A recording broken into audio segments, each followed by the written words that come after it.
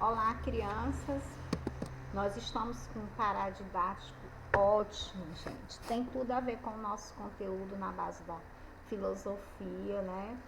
E da vida, né? Nos ensina muito para a vida esse paradidático. Esse paradidático tem a ver com as vezes que muitas vezes a gente percebe o erro do próximo, né?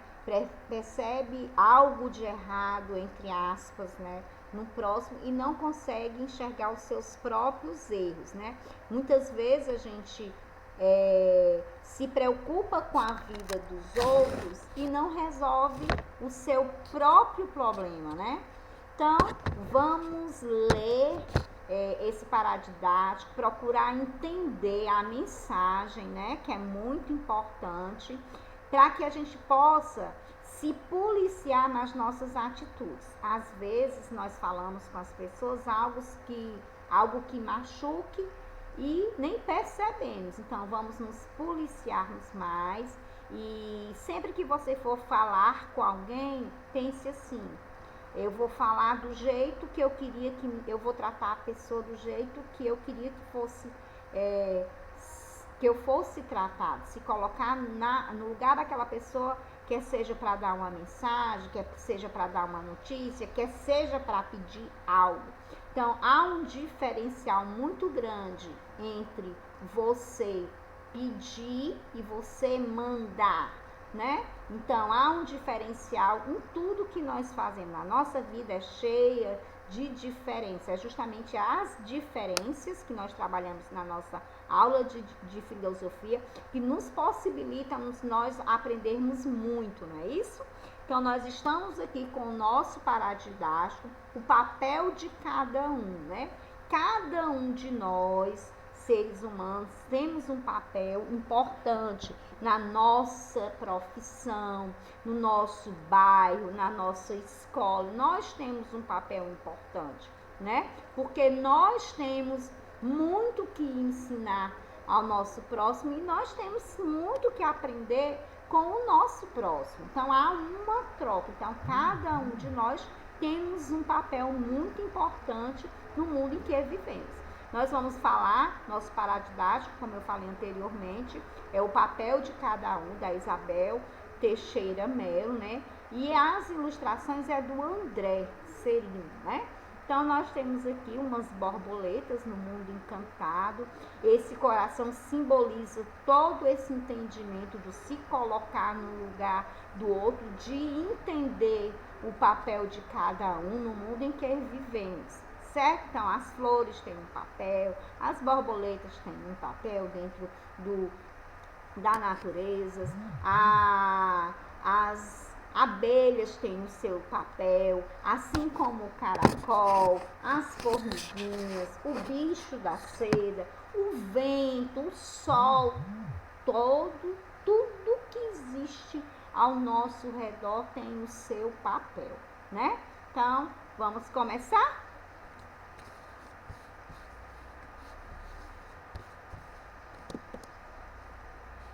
Desculpa a imagem que eu não consegui encontrar na internet o livro mesmo para printar dele, né? Então tive que bater foto, a foto ficou meia escura. Mas vocês, como estão com o livrinho na frente aí, com eles, né? Vocês estão com o livrinho de vocês, vocês vão visualizar bem legal, né? A imagem das nossas gravuras, porque a ilustração tá ótima, né? Do André. Então, nós temos aqui a nossa capa. No nosso conteúdo de língua portuguesa, no terceiro bimestre, nós falamos sobre os elementos que compõem uma capa. Aqui nós temos, né, os personagens. Não, primeiramente nós temos o título, que fala o papel de cada um.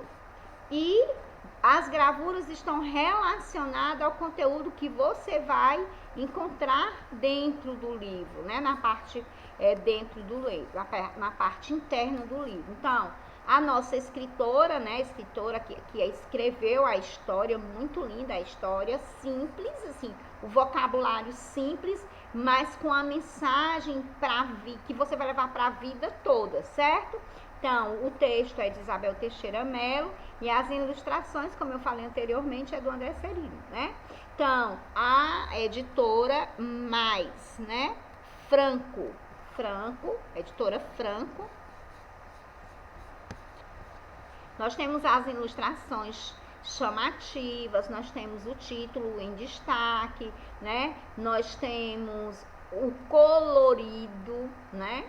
Tudo que nós falamos do elemento de uma capa que nós trabalhamos no capítulo, no bimestre anterior, certo? Então, novamente você vai abrir o seu livrinho e tem lá, né, o papel de cada um, Isabel Teixeira, aí você vê em destaque a borboleta. Então, nós vamos entender que o personagem principal dessa história aí, todo mundo tem um papel, mas vai estar voltado para quem? Mais para o mundo da borboleta, né? A história toda vai girar em torno dela, tá certo? Então, aqui nós temos novamente o nome do ilustrador, né? Que é o André Cirilo. E da editora Franco. Esse nome aqui está dizendo que é um exemplar para o professor e que não é permitido a venda. Vamos iniciar a nossa historinha. Vocês acompanhando aí com o livrinho de vocês para a questão de visualização ser melhor, tá certo? No mundo perfumado, moravam muitas espécies de pequenos animais que trabalhavam incansavelmente pela sobrevivência e pelo equilíbrio daquele lugar. As formigas Filó e Fafá vão à frente das demais, né? Levando folhinhas nas costas por horas a fio. Bel, Bebé e Belinha são abelhas que trabalham juntas na colmeia. O bicho da seda, Serafim, comanda a tecelagem da seda. O vento veloz tem um trabalho danado para espalhar a semente das flores e das frutas e amenizar o cansaço de todos. Então, vocês estão vendo aqui que nessa imagem aí já falou da página 3, né? Que falou do bicho da seda, falou das abelhas e a função de cada um. Isso tudo que eu falei, que nós lemos agora na página 2, a gravura está sendo representada na página 3. Então, na página 3 a gente vai mais trabalhar a parte de visualização, né? De imagem, tá certo? Então, você vai entender. Vocês estão vendo aí que tem uma abelha lá na frente, né? Qual o papel do vento. Nós trabalhamos no nosso próprio conteúdo de ciências a função desses animaizinhos, né? Pequenininhos que pousam, a questão do pólen, né? Vocês lembram que eles iam na plantinha, que ficavam colhendo e quando eles voavam, eles iam distribuindo o pólen, o próprio vento, né? Para quê? Para reprodução, né? Para nascer novas plantinhas, né? Então, as sementes, né? Produzindo, espalhando as sementes. Aqui nós temos a imagem da página 3, onde fala, né, das abelhinhas, né, que trabalham juntos na colmeia. Elas estão aqui a colmeia. O que é a colmeia? Onde tem uma porção de abelhas, né? Então, a colmeia é onde elas têm o quê? O melzinho dela, estão tudo trabalhando para lá. Então, colmeia, né? Um enxame, muitas abelhas juntas, né? O bicho da seda tá aqui, ó. Será que ele tá brincando? Não, ele tá trabalhando. Olha o tanto de seda que tem por aqui. Então, as formigas maiores que foram citadas, né? A Filó e a Fafá, que vem logo na frente, e as demais, ó. Todas elas têm a sua função. Nenhuma é melhor do que a outra, né? O próprio vento, como na imagem vocês veem, no livro de vocês dá para visualizar melhor essa parte branca do vento, ele é responsável em espalhar o quê? as sementes no jardim, ok? Então, vamos aqui para uma nova página, para a página 4. Na página 4, nós temos o quê? A página 4 e 5, a leitura está sendo correspondente às páginas 4, né? E a página 4 e a página 5. Tá vendo aqui? As formiguinhas trabalhando, né? Como nós falamos anteriormente. E a borboleta. Vamos ver o que está acontecendo de tão especial com relação a essa borboletinha, tá certo? Enchendo o pomar de beleza e graça, Julieta, uma linda borboleta azul, voa de manhãzinha por entre as árvores de frutas. No final do dia, a borboleta adora brincar com o vento veloz. Veloz, o sol já está se despedindo dos galhos mais altos. Vamos brincar? Então a borboleta disse: Veloz, o sol já está se despedindo dos galhos mais altos. Vamos brincar?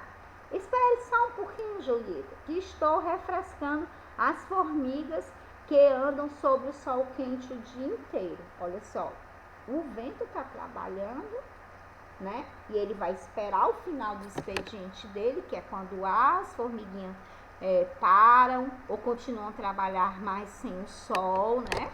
Então, tudo aí vocês estão vendo o significado. E o sol e o vento lá continua soprando na página 5. Na página 6, Julieta já estava inquieta, aguardando seu amigo para brincar, pois já estava vendo a noite, conversando com as nuvens lá longe. De repente, Veloz dá um sopro tão forte que Julieta voou, dando piruetas no ar. Quando ela pousou, os dois caíram na gargalhada. Adoro pegar carona no seu sopro forte e voar pelo alto, a borboleta diz. E os meus olhos adoram a beleza de suas asas azuis batendo por aí, respondeu o vento, né? Que eles estavam já brincando. Então, vocês estão vendo aí, ó, ele deu um sopro enorme na página 7, né? Que está do lado do texto, representando o texto que eu acabei de ler, certo? Então, na página 8, aí, essa leitura da página 8 está relacionada também à página 9, tá certo? Então, quando a gente estiver fazendo a leitura da página 8, nós vamos também acompanhar a gravura da página 9, que faz parte, tá certo? A leitura. Veloz, quem é Veloz? Veloz é o vento, né? Olhou em volta e viu que seus amigos estavam cansados. Quem? Os que trabalharam o dia todo. As formigas, as joaninhas, o bicho da seda, as abelhas, né? Cansados e molhados de suor por terem trabalhado tanto. O sol exagerou um pouco, mandando seus raios mais fortes esquentarem o pomar, disse o vento. Então, quando o sol foi descansar, porque ele também tem sua função, ele sai para entrar outra estrela, né, outro astro, então resolveu refrescar a tarde da bicharada, soprando uma brisa bem suave. O vento ainda continuou a trabalhar. Depois que a maioria dos bichos se recolheram, o bicho da seda, que anda meio estressado porque tem que entregar uma encomenda enorme de seda para a fábrica de tecido, olha a função dele, né? E, portanto, sem poder curtir o merecido descanso, achou que deveria implicar com a alegria da Julieta. Quem é a Julieta? A borboleta, né? Ficou de conversinha pelos galhos da amoreira, falando mal da borboleta. Então, o bicho da seda, podendo produzir mais a seda para ir para as fases, que é o que a gente está trabalhando em quê? Em geografia, né? Começou da plantação, né? do algodão. A mesma coisa acontece com o produto do bicho da seda. O produto bruto, quem produz é o bicho da seda, que vai para as fábricas, né? Se transforma em tecidos. Nós já estudamos também sobre isso. Então, o bicho da seda, que bicho da seda ele não é amigo não, que ele ficou falando mal da borboleta, né? Ficou de conversinha pelos galhos da amoreira, falando mal da borboleta. Por quê? Porque ele achava injusto todo mundo estar trabalhando, né? Principalmente ele, que ainda não estava nem descansando, e a borboleta lá dando piruetas pelo ar, brincando. Olha só a imagem. Ele conversava com um, conversava com outros animaizinhos que faziam parte da natureza. Então vamos ver o que foi que aquele danadinho falou na página 10, tá certo? Nós temos aí uma imagem da lagarta, né, das abelhas, da joaninha, das formigas e o bicho da seda com cara mesmo de estressado. Nós aqui dando um duro e essa borboleta por aí voando para todo lado, brincando com o vento. Uma vergonha. É isso mesmo, disse a lagarta, danada comendo, né? Todos os animais trabalham duro e ela se divertindo entre as árvores. Aí a imagem vocês estão vendo aí, os animais trabalhando, né? E a borboleta nem aparece porque ela está voando por aí. Então, a cigarra, que também leva a fama de preguiçosa, porque nós conhecemos a fábula da cigarra, né? Lembra? Que ela passou o verão todinho tocando as formiguinhas, trabalhando, e a dona cigarra tocando, cantando, incomodando. Quando chegou o inverno, foi o que aconteceu? Ela não tinha o que comer. Isso na fábula, né? Foi a moral também que nós trabalhamos, né? Então, a cigarra também leva fama de preguiçosa por cantar o dia inteiro. Ouviu a conversa toda, ficou indignada e foi contar para a borboleta. Já fez outra coisa errada, foi levar, né, conversa para outra que estava se divertindo. Talvez se não tivesse escutado a conversa, né, não teria dado confusão nenhuma. Mas vamos ver como foi que aconteceu, que de repente a borboletinha ela pode ter dado até uma lição, né? Ela encontrou uma solução para resolver esse mal entendido. Então vamos ver. Julieta, que é a borboleta, né? A cigarra falou: Julieta, andam falando que todos aqui trabalham muito, enquanto você voa sem fazer nada de útil. Eu me senti ofendida com a conversa, porque também tenho fama de desocupada. Que injusto! Quem falou tal calúnia? Foram a Serafim e a Lili. Como podem falar isso? Não sabe que as borboletas põem ovos para perpetuar a espécie? E que eles, por um processo de metamorfose, que é de transformação, né, também irão se modificar? Que o bicho da seda, que também é lagarto, tece o casulo para se abrigar e se transformar em mariposa? Estão censurando a si próprio? Deixa estar, Julieta. Quando eles se transformarem, ficarão sem graça com você. Quem falou isso foi a cigarra, porque ela contou todo o processo que a borboleta leva até chegar onde ela está agora, né? Então, eles ainda vão passar por esse processo. Tá aí, a cigarra contando a história, e você já vê na expressão facial, né, da borboletinha já um rostinho de tristeza, de descontentamento, porque andam falando dela. Que é isso que acontece quando a gente sabe que as pessoas andam comentando da gente algo que a gente não tá. Se você quer falar de alguém, chegue para ela e diga: olha, tá acontecendo isso, isso e isso. Se falar para os outros, às vezes nem chega do jeito que você falou. Então é melhor você ser sincero. Se você estiver insatisfeito com alguma coisa, chegar para a pessoa não em tom de grosseria, mas no intuito de resolver uma situação, tá certo? Então vamos lá. Na página 14, vocês estão vendo como esse livro é interessante? Na página 14, continua a leitura. E assim aconteceu. O bicho da seda, o serafim, a lagarta Lili, teceram seu casulo, adormeceram lá dentro e depois de alguns dias acordaram mariposa e borboleta, fazendo jus ao milagre da vida. É o processo, né, que acontece. Nós temos as fases, assim como as plantas, né, nascem, crescem, reproduzem e morrem, nós seres humanos também, né? Assim também tem um ciclo da vida dos animais, né?